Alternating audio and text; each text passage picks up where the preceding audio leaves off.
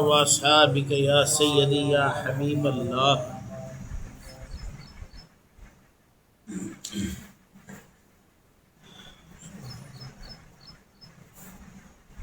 بے دم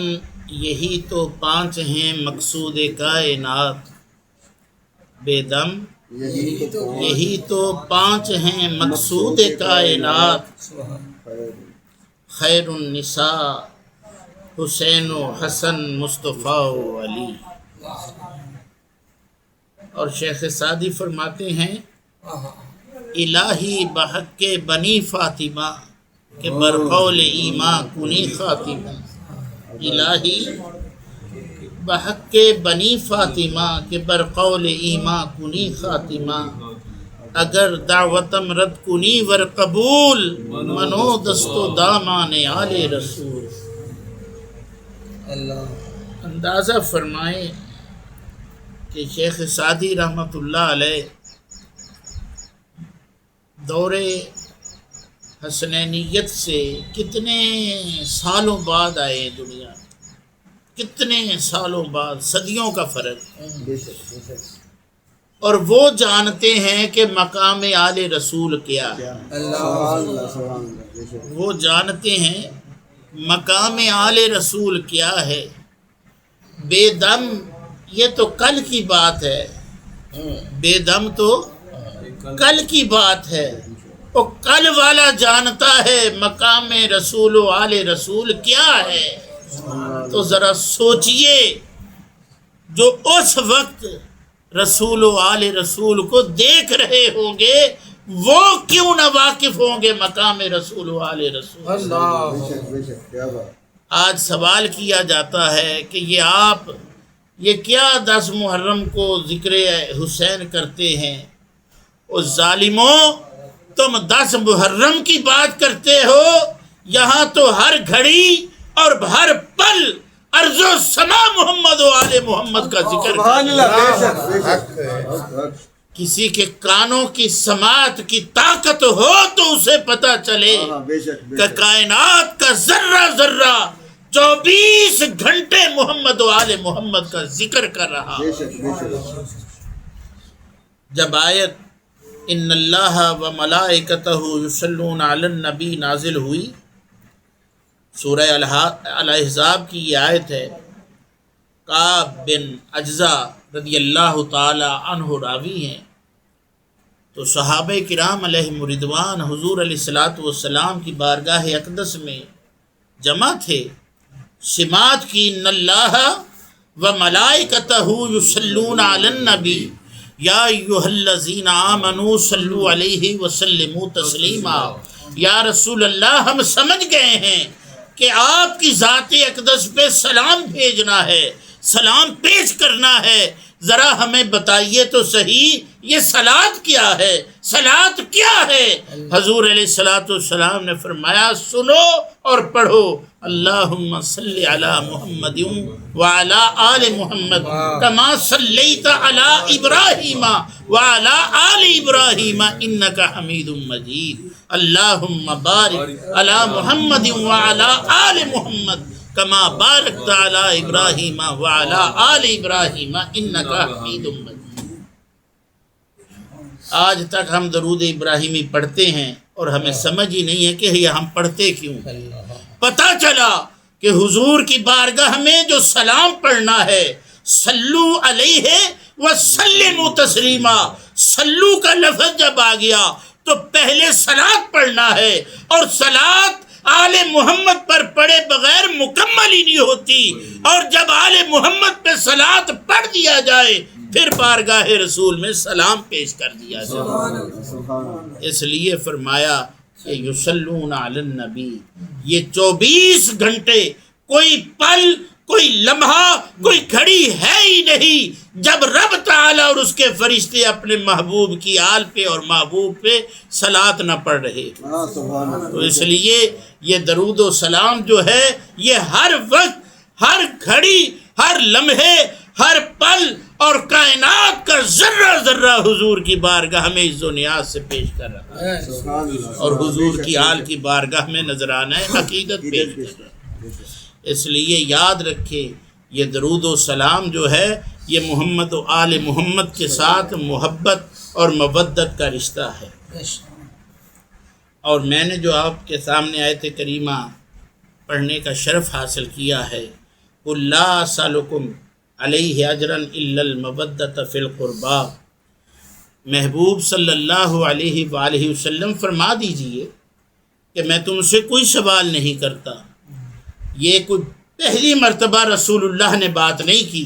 آدم علیہ السلام سے لے کر کے میرے آقا تک سب نبیوں نے یہ کہا اپنے لوگوں سے، اپنی امت سے، اور میں تم سے کوئی اجر نہیں مانگتا۔ یہ مت سمجھ لینا کہ ہم تمہارے محتاج ہیں، ہم تمہارے در پہ سائل ہیں، ہم تم سے کچھ مانگ رہے ہیں۔ لیکن دوستو، یہ جب کل کا لفظ آیا تو پتہ چلتا ہے یہ رسول اللہ نے نہیں کچھ مانگا، بلکہ کچھ امتی مانگنے کے لیے در رسول پہ آئی ہوئی ہے۔ تو جب امت آئی ہے در رسول پہ کچھ مانگنے کے لیے، تو اس وقت میرے دوستو رسول اللہ کی بارگاہ میں کیا مانگ رہی ہے؟ یا رسول اللہ صلی اللہ علیہ وسلم، ہمیں آپ کچھ بتا دیں کہ ہم آپ کو کچھ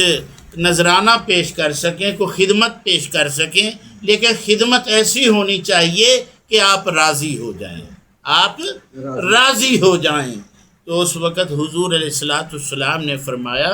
بھئی میں اب آپ کو کیا بتاؤں کہ میں کس خدمت سے راضی ہوں گا، اللہ سے پوچھ لیتا ہوں کہ دین جو اللہ نے عطا فرمایا ہے، اللہ اس دین کے بدلے میں آپ لوگوں سے کیا خدمت میری کروائے گا؟ تو دوستو اللہ تعالیٰ کی بارگاہ میں پیارے مصطفیٰ نے عرض کیا، یا اللہ یہ محبت والے آئے ہوئے ہیں اور کچھ دینا چاہتے ہیں، تو بتا میں ان سے کیا لے لوں دین کے بدلے میں؟ تو رب تبارک و تعالیٰ نے فرمایا، ہاں اگر یہ آ گئے ہیں اور یہ کچھ دینا چاہتے ہیں تو ان کو بتا دو،